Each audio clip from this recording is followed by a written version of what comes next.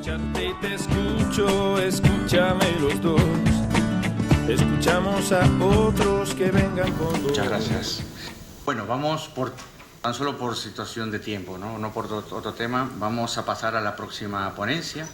Ahora nos va a hablar Esther Ocaña sobre counseling y terapia de la dignidad en cuidados paliativos.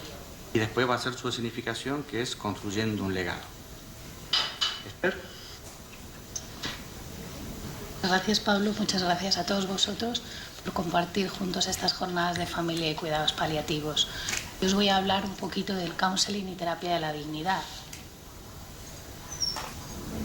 ¿Qué es la terapia de la dignidad? Pues es una psicoterapia individual y breve, diseñada para abordar el sufrimiento y las fuentes de malestar psicosocial y existencial en personas próximas al final de su vida. Mantener la dignidad está conectado con la idea de que tras el fallecimiento de la persona algo quedará o sobrevivirá. Esta intervención fomenta, por lo tanto, un sentido de utilidad. La terapia de la dignidad se realiza mediante un proceso protocolizado. Se trata de una entrevista semiestructurada con 9 preguntas dirigidas a abordar temas de sentido, de propósito. ¿Cuál es la postura del terapeuta? Es facilitar el abordaje de estos sentimientos, de estas emociones, pensamientos, valores, acontecimientos importantes en la vida de la persona y su familia, logros conseguidos a lo largo de la vida, esperanzas, siempre teniendo en cuenta que son las necesidades del paciente, no las mías. Se trata de una transcripción y edición literal de lo que nos va contando el paciente y como resultado final tendremos un documento que se entrega al paciente para compartir con sus seres queridos que él o ella desee y se ofrece como un legado al final. El documento final, como hemos dicho, incluye partes relevantes de la historia de vida de la persona, declaraciones de afecto, de amor y otros aspectos importantes para la persona que puedan quedar reflejados en el documento de una manera permanente. Estamos hablando de la terapia de la dignidad, pero su autor es Chochinov, que creo que salió ayer tarde en la mesa. Chochinov es un médico psiquiatra especializado en cuidados paliativos. Imparte clases en la Universidad de Matinove, en Canadá, y también es el director de la Unidad de Investigación sobre Atención Paliativa. Para Chochinov, la terapia de la dignidad es una psicoterapia individual, breve, protocolizada, única y personalizada. Cuando nos encontramos ante una enfermedad avanzada, esta puede deteriorar las condiciones físicas, psicosociales y espirituales de la persona, pudiendo afectar de manera negativa aspectos tan importantes como es la dignidad. ¿Cuáles son los objetivos de esta terapia de la dignidad? Pues abordaríamos la pérdida del sentido y el significado del proceso al final de la vida, disminuiríamos sintomatología depresiva y ansiedad, disminución del sufrimiento, disminución de los deseos de muerte, por lo tanto mejoraríamos el deseo de vivir. Numerosos estudios han relacionado que la pérdida del sentido de la dignidad y el sentido de ser una carga para los demás son factores que aumentan tanto la ansiedad como el sufrimiento a la hora de enfrentar la muerte. Por tanto, las intervenciones en cuidados paliativos no solo nos tendríamos que quedar en el dolor, sino ir más allá, explorando necesidades psicológicas, sociales y espirituales de la persona.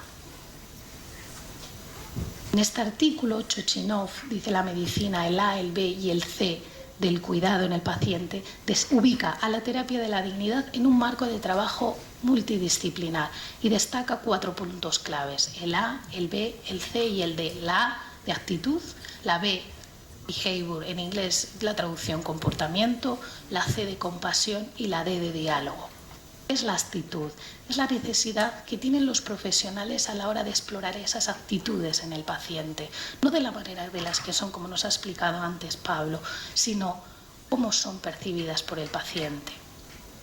La B de comportamiento, el comportamiento de los profesionales, cómo debe de ser, siempre basado en la bondad y en el respeto. Cada vez que hacemos una intervención, estos 2 valores deberíamos tenerlo presentes, pero si además estamos trabajando la dignidad, es imprescindible tener bondad, respeto en la intervención.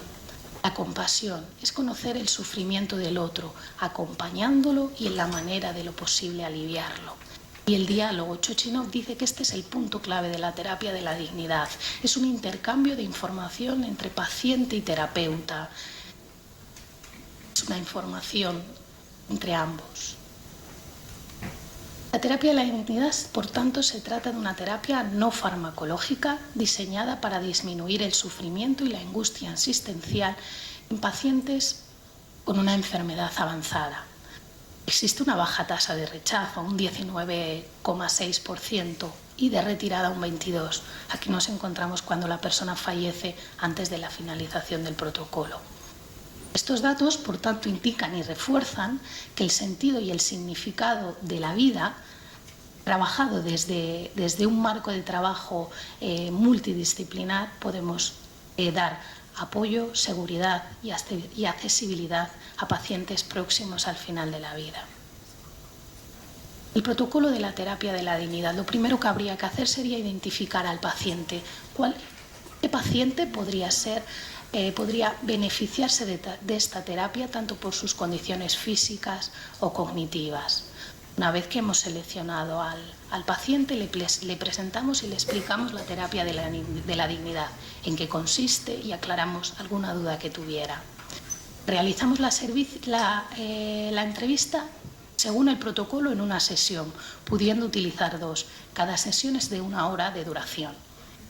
Se dispone entre 1 y 3 días para la presentación de la terapia de la dignidad y el registro de audio de la entrevista. Como he dicho con anterioridad, es una transcripción y edición literal de lo que dice el paciente. En muchas ocasiones no nos da tiempo a transcribir mientras el paciente nos va contando. Entonces podemos utilizar una grabadora de audio y luego en casa poderlo transcribir con tranquilidad. La transcripción y la edición de la entrevista tenemos un máximo de 3 días para poder hacerla.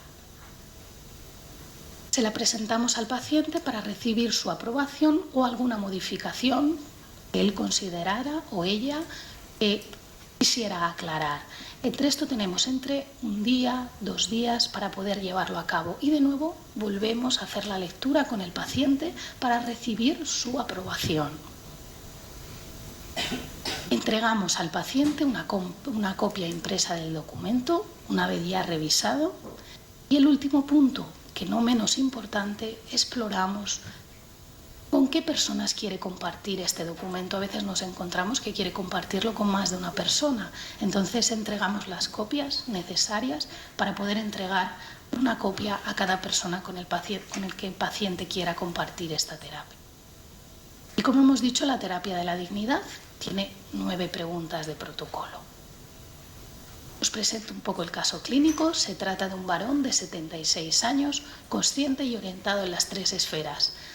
Esta persona está orientada en persona, sabe qué día nació, dónde nació, cómo se llama, en tiempo, sabe en qué día estamos y en espacio, dónde nos encontramos, el lugar, incluso el número de la habitación. Es dependiente para todas las actividades de la vida diaria básica y sufre como diagnóstico una insuficiencia cardíaca severa. Conoce diagnóstico y pronóstico y no realiza actividades instrumentales. No maneja dinero, no utiliza el transporte público, está casado, tiene 2 hijos y 3 nietos. Es el genograma del caso clínico. Juan, 73 años. ¿Se puede? Sí, pasa. Buenos días, ¿Qué tal? Juan. Hola, buenos días, ¿qué tal? ¿Cómo está? Muy bien. ¿Cómo ha pasado la noche? Bien.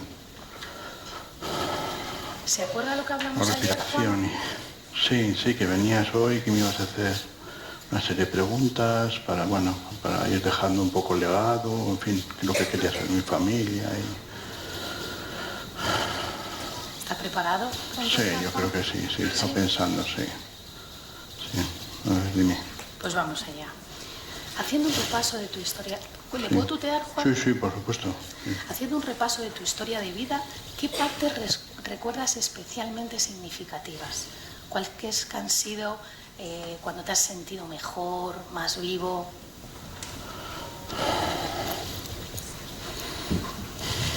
Hombre, yo recuerdo un momento que me sentí muy alegre, y que fue cuando le llevé el primer sueldo a mi madre, ¿sabes? Porque mi madre nos separamos de mi padre y estábamos viviendo con los abuelos. Y cuando ya, bueno, había tenido trabajillos, pero cuando ella fue el primer sueldo de verdad, y además se lo di entero porque quería dárselo, porque la pobrecilla había sufrido mucho. Y ese fue un momento de satisfacción muy, muy importante para mí. Juan, la pregunta número 2. ¿Hay algunas cosas en particular que quisieras decir a tu familia, que supiera, que quisieras que recordara de ti? Hombre, pues que les he querido. Yo creo que es lo fundamental. Y luego, pues, no sé, que me perdonen, porque todo lo he hecho por ellos, ¿no? Y yo creo que, pues eso, que les he querido y que, bueno, pues con mi hijo a lo mejor he tenido problemas, ¿sabes? Porque, bueno, quise que estudiara ingeniería, pero bueno. Y entonces pues he tenido problemas con él, ¿no? Pues eso, que me perdone, porque al final yo creo que saben que les quiero. Yo creo que es lo que me gustaría, ¿no? Que supieran. ¿Les quieres? Sí, que les quiero. Que he hecho todo por ellos. Juan, ¿cuáles han sido los roles más importantes que has desempeñado en tu vida? ¿Qué son roles? Aquí hay nuestros roles. Un rol, pues, son las funciones, las diferentes funciones que desarrolla una persona a lo largo de su vida. El rol de hijo, el rol de padre. Bueno, como padre yo creo que es un buen padre. Me profesionaliza mucho, soy electricista y, bueno, aprendí mucho, me hice muy técnico. Y yo creo que como padre muy bien, porque luego comparado con mi padre, que lo recuerdo, es que cuando yo tenía 12 años, pues estábamos tranquilos, yo estaba haciendo los deberes en casa. Y nada, mi madre estaba subida de una escalera y poniendo la cortina. Y estaba embarazada de mi hermana, es que lo recuerdo como si fuese hoy. Y luego mi padre ya venía alcoholizado porque iba cargado. La tiró directamente al suelo, le pegó una patada. Es que como si fuera hoy. Y me balancé y me agarré a su cabeza y ahí no le solté. Me tiró, me pateó, me rompió 3 costillas y... Menos mal que mi madre pudo salir a la casa vecina y llamó a la policía y ya desde ese momento lo dejó y lo dejamos y nos fuimos a vivir con los abuelos. Y yo creo que eso fue un punto porque a partir de entonces fuimos felices. Es que lo recuerdo como si fuera hoy. Una vez que os trasladasteis a casa de tus abuelos... Nos faltaba siempre dinero porque mis abuelos eran pobres y tenían unas pensiones bajas y mi madre se puso así a trabajar, a coser pero bueno, por eso cuando llegó mi primer sueldo lo disfruté como un enano. Juan, la pregunta número 4 hace referencia a cuáles son los logros más importantes y de cuáles te has sentido más orgulloso. Hombre, sin ninguna duda mis hijos. Eso es lo más orgulloso y que he sido feliz con mi mujer, con Eva he sido muy feliz. Y luego profesionalmente muy bien porque, yo estuve trabajando en instalaciones, como te he dicho, eléctricas y fuimos a Paraguay, porque yo he viajado, me han mandado fuera mucho. Y el nombre, a ver si recuerdo, porque era nombre, Yacitera, me parece que era Yacitera, que era una represa del río Paraná. Y allí no tenían luz, todos esos pueblecillos no tenían luz. Y el hecho de que aquello, poner una central eléctrica, ¿no? Era muy emocionante ver que les daba luz a la vida, que es que cambiaban sus vidas en todos esos pueblecillos, ¿no? de alrededor.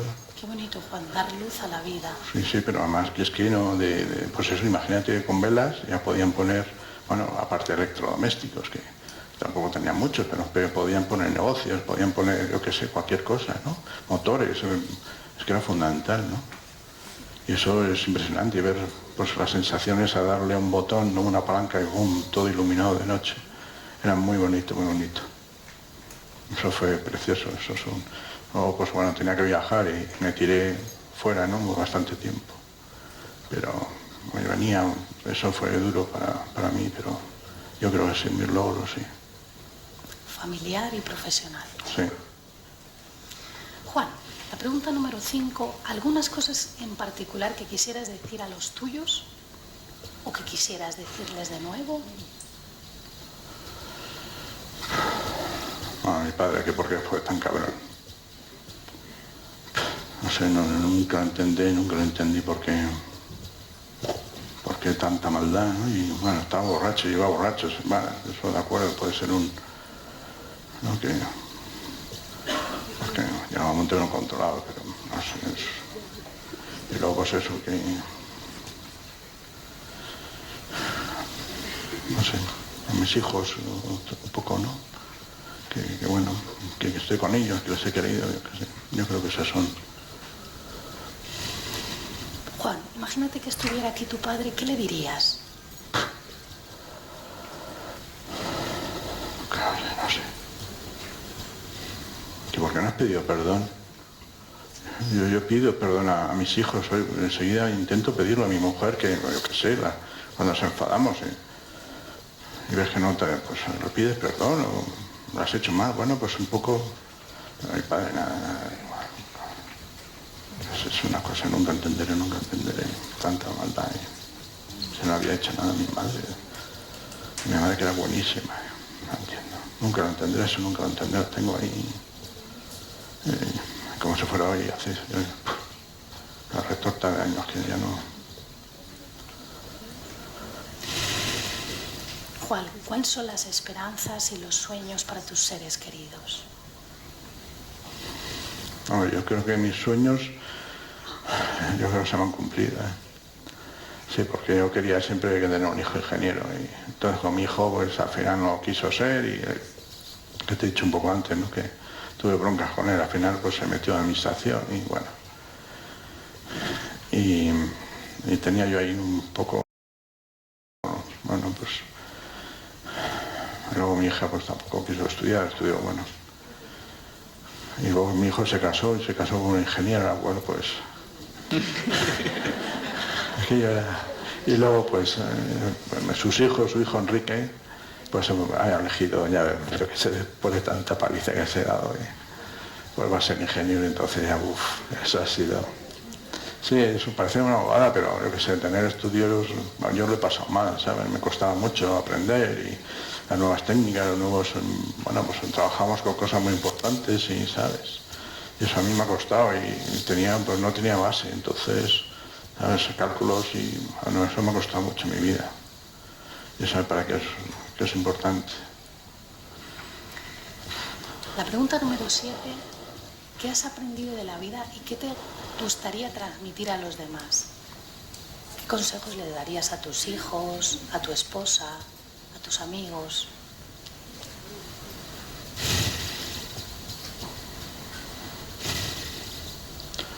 Pues yo les diría que tuvieran amigos, ¿sabes? Porque como he viajado bastante y pues al final y tuve que trabajar y pues no salía mucho. Y los amigos es bastante importante.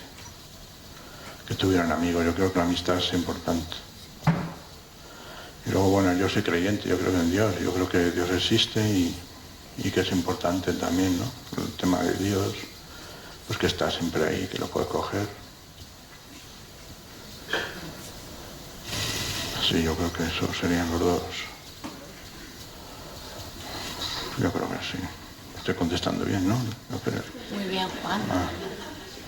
No hay respuestas buenas y malas. Bueno. Estamos terminando ya casi, Juan. La pregunta número 8. ¿Hay otras palabras o incluso instrucciones que te gustaría que tu familia escuchara o para prepararles para el futuro? Es un poco lo que he dicho antes, ¿no? Que que se preparen, ¿no? Que hay que prepararse en esta vida, que la vida es muy dura, muy dura, muy dura. Para todo el mundo, tengan dinero, tenga gente, se ve que la gente, como lo decían alguna vez, que he oído, ¿no? Los ricos también lloran, pues es muy dura para todos. Y para mi madre fue durísima, y para mis abuelos también ha sido muy dura. Y cuanto más preparado uno está, y buscar fortaleza, ¿no? Pues eso, si te hunden, para adelante, si te hunden, para adelante. Y luego, pues eso, yo la referencia con Dios, ¿sí? Yo creo que es importante, pero vamos, sobre todo eso, si te hunden, para adelante, tiras para adelante. Yo creo que es lo fundamental, ¿no? La superación. La superación, sí. Y igual, y buscar la parte positiva de cada día, ¿no? Y ahora pues no puedo hacer mucho, pero abro la ventana y veo los jardines y me emociono con los jardines y bueno, pues mira, de eso puedo disfrutar y de eso puedo tirar para adelante, ¿no? Eso me ayuda para llevar el día, ¿no? ¿Estás cansado, Juan? Nos queda la última pregunta. Bien, mejor.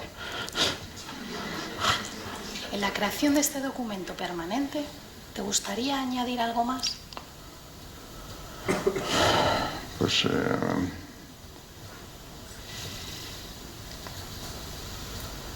no sé, dar las gracias a lo mejor, ¿no?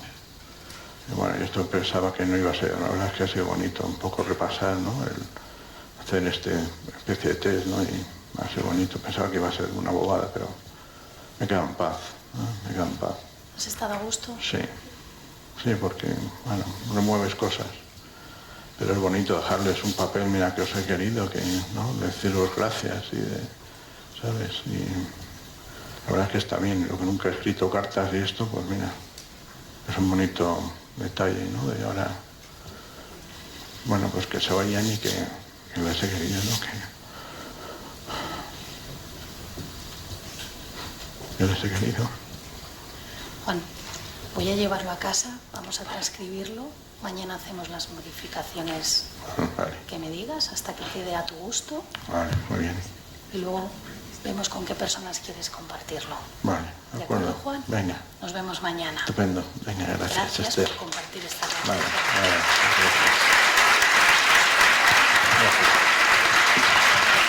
Vale, venga.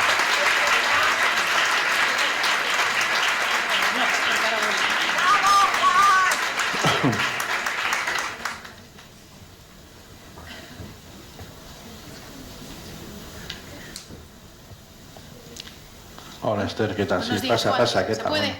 Sí, se puede. ¿Qué tal estás, Juan? Bien, he pasado mala noche, pero bueno, todo me ha costado respirar. Pero bueno, aquí te dan así una pastilla y ya está. Y por lo menos quedar dormida, ¿no? Bien, ¿qué tal? Hicimos las modificaciones que me comentaste ayer y ya tienes aquí el documento. Sí, por eso quitaste la palabra cabrón, ¿no? De mi padre. Con las copias que me pediste. Vale. ¿Vale? Vale, pues sí, dos, una para cada hijo. Y otra para, bueno, ya se la daré a mi mujer que sale a ella. Venga, muchas gracias. Gracias a ti, Juan. Venga, de nada. Gracias, Esther. Gracias, adiós.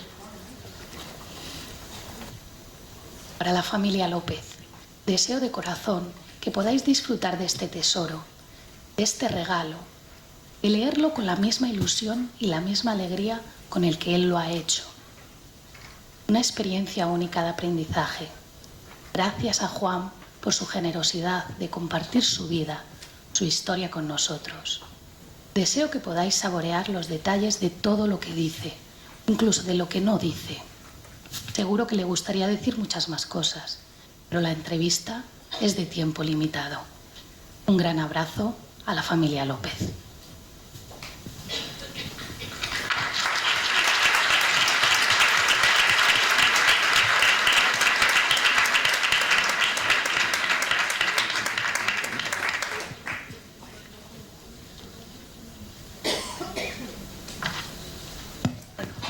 Abrimos el turno de preguntas y de diálogo. Sí, mira, en este caso, por ejemplo, el paciente sí que tenía una buena relación con su mujer y con sus hijos, entonces el legado que les deja sí que es de agradecimiento, de cariño. Pero ¿qué sucede, por ejemplo, cuando el paciente no tiene esa relación tan buena y pudiera aprovechar, por ejemplo, para recriminar, para reprochar, para traer problemas, situaciones que tiene sin resolver, y uno como terapeuta tiene que entregar un documento que sabe que va a tener una carga emocional muy fuerte, muy negativa, un legado muy duro para la familia que lo va a recibir. ¿Cuál es tu nombre? Marta soy. Marta. Marta, no tenemos la obligación de esa entrega de legado, sino es el propio paciente el que nos dice con quién quiere compartirlo. Posiblemente, no lo sé, cuando hay esa mala relación, es el propio paciente el que dice yo no lo quiero compartir con este familiar, sino con otros. Suponiendo el caso de que el paciente, entre comillas, quiera como ajustar, entre comillas, reprochar, ajustar cuentas con un hijo, con su esposa, con quien sea, ¿no? Quiero decir... Y sí quiera entregarlo, o sea, sí quiera entregar ese reproche, esa recriminación por temas que tenga sin resolver. Y uno como psicólogo, suponiendo que le deje a uno, ¿no? Decir, entrégalo usted, entrégalo tú, ¿no? Uno sabiendo que tiene una carga negativa en mano, que entregarle a una familia, que eso es lo que le va a dejar su familiar que fallece, y le va a dejar por escrito pues un montón de reproches, de temas sin solucionar. Bueno, normalizamos... Y aceptamos. Gracias. Nada, Marta. Y aceptamos lo que nos dice el paciente y utilizamos también ese espacio de tiempo para poder trabajarlo. No le vamos a entregar a una familia una carga negativa. Aquí hay otra pregunta. Hola, yo quería preguntar por qué 2 horas. Porque yo veo, por ejemplo, en este ejercicio, que claro, de repente el paciente empieza a abrir cosas y abre melones que además si tiene un enfado enquistado con su padre, que tiene que ver con su historia y que lleva muchos años ahí alimentando, y hay que recorrer un protocolo de 8 preguntas, la sensación esta que me queda es, bueno, 2 tiempos, 2 horas es un tiempo quizá escaso para conseguir ese proceso de que la persona se vaya en paz, ¿no? Porque entiendo que parte de este trabajo tiene que ver con que la persona deje esta vida en paz, ¿no? En paz con lo que ha sido su historia, ¿no? Estoy de acuerdo, Sonia, ¿no? Pilar. Pilar, disculpa, Pilar. Estoy de acuerdo contigo, a mí también se me hace un tiempo escaso, limitado, pero por protocolo tenemos solamente 2 horas más. Intentamos en la medida de lo posible humanizar ese protocolo, pero sin salirnos demasiado de las preguntas, porque si no nos quedamos sin tiempo. Sí, ahora entregamos... Sí. Incluso al día siguiente yo podría ver a Juan, una vez ya terminado el documento, y seguir hablando con tranquilidad y de lo que a él le ha conmovido por dentro, sin ningún problema.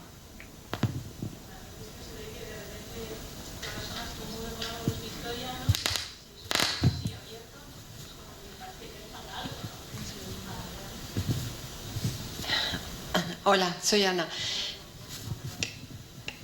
Te toca. Hola, buenos días. Buenos días. Yo esto no, la primera vez que lo oigo, lo de, ¿esto se llama? Terapia de la dignidad de Chochinov.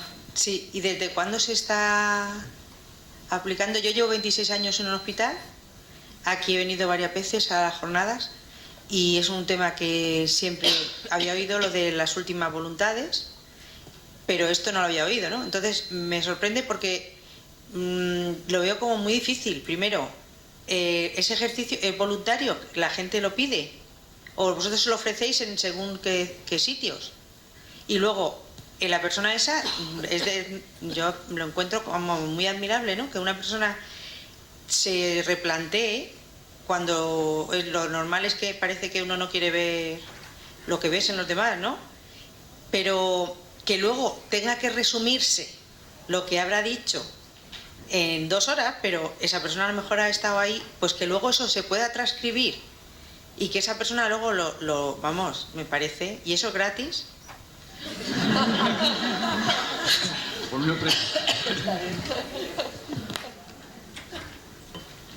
Llevan trabajando en Canadá bastantes años, incluso todos los compañeros de Cataluña que han sido formados en Canadá en terapia de la dignidad. Somos nosotros, los terapeutas, principalmente los que le ofrecemos al paciente y a las familias la terapia, porque como muy bien dices es desconocido. Algunos no aceptan y otros sí, que dicen que sí. Adelante, trabajamos con ellos.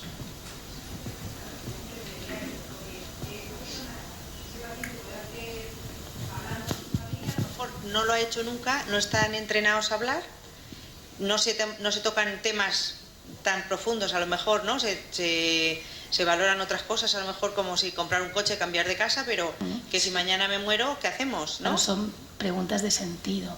Claro. Explicado siempre desde el respeto, desde la bondad. Y luego el resultado, cuando se estudia y tal, siempre, o en qué porcentaje es positivo, ¿no? Intentamos que siempre entregar a la familia un documento de afecto, de amor. Bueno, muchas gracias. A mí me gustaría añadir que esto no solo para el contexto de paliatividad. En el contexto de duelo, yo tengo un caso concreto en clínica que la persona, a raíz de perder a su marido, decide hacer este legado. Y ella, leemos juntas las cartas de su vida, las fotos, ella va preparando lo que quiere dejar a sus hijos cuando ella fallezca, para que no ocurra lo mismo que cuando ha fallecido el marido. O sea que esto se puede extrapolar.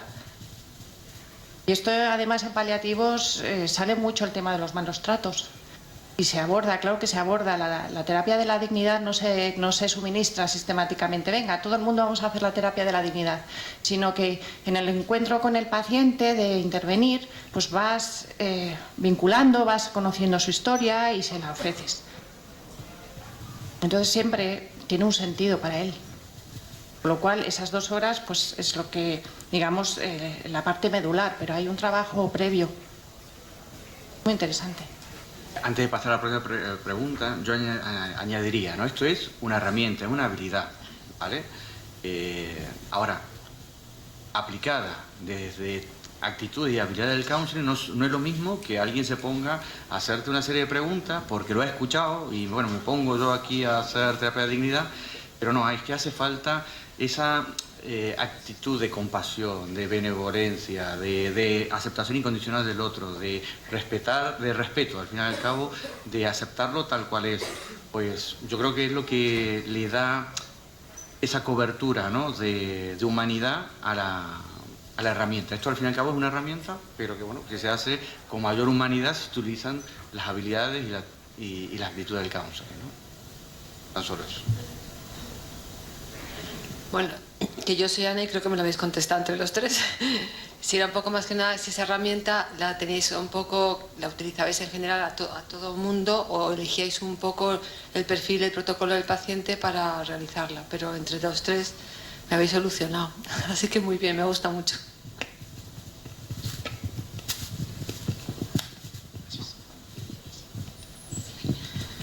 Hola, soy Carlos. Esta terapia también se puede aplicar a la familia. Por ejemplo, a mí me ha pasado cuando he estado en hospitales que el hijo o el hermano dice no le puedo hablar al papá o a la mamá, me quiebro. ¿Sería factible también aplicarle al familiar esta terapia de la dignidad y después darle al paciente que lo lea? Sería mi pregunta.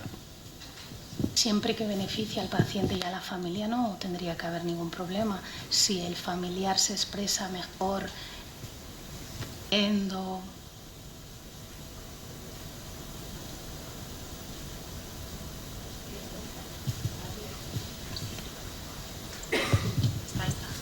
Perdón, es que no tengo mucha costumbre.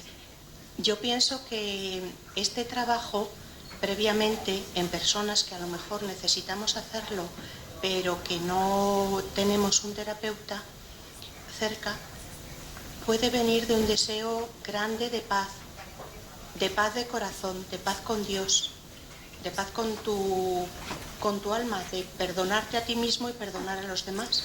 Y que entonces es cuando puedes conseguir poner tus defectos y tus virtudes equilibrarlos y dejar solamente cariño. Yo por lo menos lo entiendo así, es así. Gracias. Una cosa, ¿tu nombre es? Lo único que me gustaría resaltar de María Jesús es lo bonito lo que ha dicho, y que no hace falta que lo diga un terapeuta. ¿Recuerdan en la presentación de esto del que el conocimiento, el saber no lo tienen los profesionales solamente? Muchas veces el saber que tiene la familia y el paciente son muy, muy valiosos. Mucho más valiosos a veces que el conocimiento que tienen los profesionales. Y como dice María José, pues tal vez nace del mismo usuario, del mismo paciente, del mismo familiar, como decía Carlos, ¿no? Esto abrirlo, a mí me gusta que estemos hablando porque ya no es tan solo con el paciente. De vosotros salió que, bueno, esto no tan solo se puede hacer con el paciente, se puede hacer con los familiares. ¿Y por qué no se puede hacer también con los profesionales? Porque los profesionales les gustaría dejar un legado a ese paciente o legado a los otros compañeros cuando vengan. Si esto se puede abrir en el diálogo, se puede abrir a un campo mucho más amplio, ¿no? Aquí hay otra pregunta. Hola, buenos días. Mi nombre es Daniel y quería hacer una pregunta porque estamos dándole muchas vueltas a la idea del sentido de la vida y todo esto me evoca mucho a la logoterapia de Frank. ¿Hay algunos aspectos similares o diferencias en este tipo de intervenciones? Muchas gracias.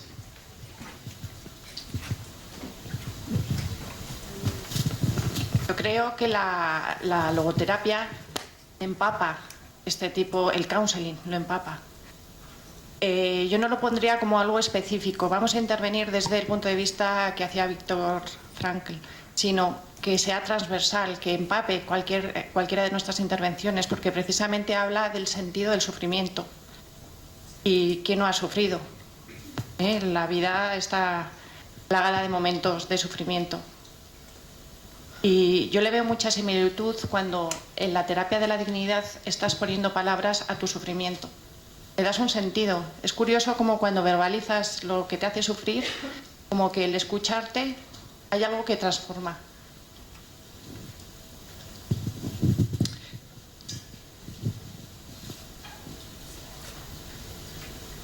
Yo quería preguntar en qué momento se puede o debe proponer un acompañamiento religioso al enfermo, porque en algún momento ha hablado de quiero pedir perdón a la familia, pero la dimensión religiosa, no solo espiritual, sino la dimensión religiosa, ¿en qué momento proponerla, suscitarla? Desde la terapia de la dignidad escucho esa petición y aquí desde el Centro de San Camilo tenemos compañeros de atención espiritual. Te lo hago llegar y son los propios compañeros los que van a la habitación del paciente y la familia a atender esa necesidad espiritual. Lo añadiría a este tema es que esto es una técnica, como repito, se ha hecho en un momento, pero eso no significa que en simultáneo un agente pastoral o el mismo médico o alguna enfermera o algún psicólogo antes haya trabajado esta dimensión espiritual con esa persona, porque está dentro de un proceso de cuidados de esa persona, ¿no? Y bueno, lo que dices tú, puede ser que en el legado salgan cosas que ya ha ido hablando, que ya ha ido trabajando desde el momento en que ingresó a la unidad, y tal vez no lo habló con la psicóloga que está pasando el protocolo, sino lo habló con el agente pastoral, o lo habló con el sacerdote que pasó a darle la comunión, o habló con el médico porque surgió ese tema, ¿vale? O tal vez no, tal vez desde el mismo protocolo surgen esas necesidades espirituales y, como dice Esther, derivo a mi compañero que lleva esos temas para que pueda abordarlo, ¿no? Es trabajar de forma interdisciplinar, ¿no? Trabajar en equipo. Y sí, una o dos preguntas más yo creo que da tiempo. Hola, soy Neri y soy psicóloga compañera de ellos tres. Y lo han explicado todo muy bien. Lo que pasa que a raíz de escuchar a la compañera de atrás, me he acordado de un caso que tuvimos, que además hemos compartido, porque yo estoy en el Ramón y Cajal haciendo mi labor, pero esta paciente en concreto vino luego a San Camilo y comenta que esta paciente había hecho ella sola sin conocerla, una terapia de dignidad absoluta. Había escrito hasta un libro y lo único que hicimos los profesionales fue reforzar eso que había hecho ella. Ese libro nos lo enseñaba con mucho orgullo y bueno, pues simplemente hicimos eso, reforzar que hubiera hecho ese libro, que estuviera tan orgullosa de él, que nos lo enseñase, que también es tener confianza y que pudiéramos hablarlo también con la familia. Lo importante que era eso. Y bueno, era solo dar este ejemplo. Gracias, Neri. ¿Una pregunta más? ¿La última?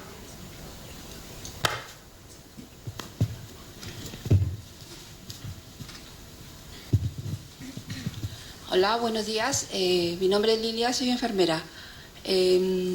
Simplemente para hacer una pregunta de cómo me podría ayudar esa terapia de la dignidad en el cuidado de un paciente al final de la vida en el aspecto físico, ¿no? Es lo que quisiera que me ayuden a aplicarla, porque claro, podemos aplicarlas todas, enfermeras, pero en el aspecto físico donde un paciente se siente, y hay muchos estudios sobre ellos, que faltamos el respeto en el momento de su cuidado, que se sienten que aumenta su sufrimiento, ya no solo el dolor, sino esa parte física, cuando se presenta un cuidado, ¿cómo podemos aplicarla? Gracias. Yo quería recordar que el estado psicoemocional y espiritual, el dolor es como su voz. Si yo estoy angustiada, probablemente tenga más sufrimiento físico. Ya no hablo de estados de ansiedad, pero muchas veces la persona, cuando tiene una sintomatología física, es una voz de lo que pasa en las tripas. ¿Qué ocurre? Que cuando aplicamos la terapia de la dignidad, la persona va aceptando, le va dando sentido a lo vivido y conduce a la serenidad, no solo espiritual, sino física también. Esto lo podemos llevar a nuestro terreno. Cuando yo estoy nerviosa, cuando estoy angustiada, me duele el cuello, se me contractura la espalda, tengo problemas en el estómago, etc. Cada uno tiene su punto flaco. Con lo cual, claro que todo lo que conduzca a una mayor serenidad en el paciente, desde luego que afecta a lo físico. ¿He contestado? Yo continuando con lo que dice Yolanda y enlazándolo con tu pregunta, ¿no? Qué difícil que es, pero me imagino, para una enfermera que trabaja en un equipo y que de profesionales, ¿no? Donde hay otros roles dentro del equipo y tiene que hacer ciertas intervenciones que hacen daño, ¿no? Hacer movilizaciones, tener que poner vías, tener que hacer curaciones que al fin y al cabo, fíjense, estamos haciendo un bien, pero para hacer el bien hay que hacer doler, ¿no? Y estás trabajando como... ¿Tu nombre es? ¿Tu nombre? Lidia, como decía Lidia.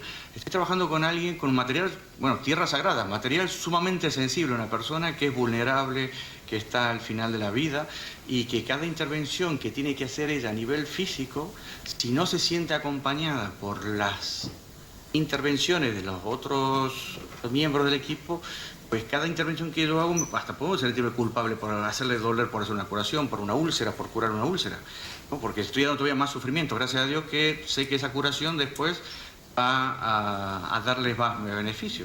Pero si no están cubiertas otras dimensiones de esa persona por ella misma o por otros profesionales de la casa, como puede ser el ámbito emocional, el ámbito espiritual, el ámbito relacional corto, lo que es el relacional con mi mujer, con mi esposo, con mis hijos, con mis nietos, o el relacional largo, que vengan con mis amigos, que puedan estar aquí, que me puedan acompañar, que estén en el momento justo, que estén en el momento necesario, que no agobien, que estén en el momento en el que tienen que estar.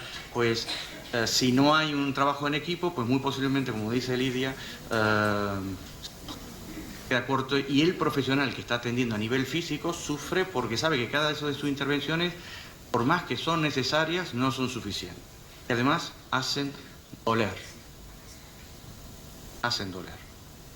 Por eso la importancia, yo creo, de poder trabajar desde estas actitudes y habilidades del counseling de forma transversal, que todos los miembros del equipo, no que se estudien counseling, no, que tengan las actitudes, que las conozcan, que las pongan en práctica. Si las quieren estudiar después, mejor todavía, seguramente que lo van a desarrollar más, pero por lo menos tener esa delicadeza en el trato, esa calidez, esa actitud compasiva con el otro, ¿no? De respeto con el otro. No sé si esto ayuda a contestar lo que Lidia nos estaba planteando. Bueno, ¿cómo estáis para un café?